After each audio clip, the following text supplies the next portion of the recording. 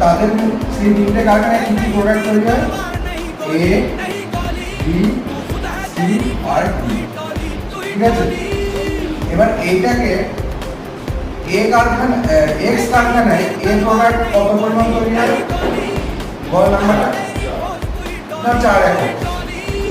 Y কারখানায় এ প্রোডাক্টটা কত? 10। আর জেড কারখানায় এ প্রোডাক্টটা 6।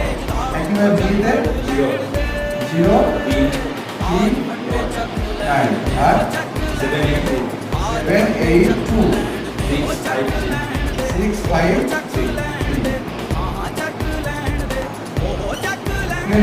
এবার এইখানে দেখো এগুলো হচ্ছে এ প্রোডাক্ট। এ প্রোডাক্ট কেমন? 4 মিটার হতে পারে, 10 মিটার হতে পারে, 6 যেমন এখানে কিছু পরিমাণ একক থাকবে। তাহলে এই যে আর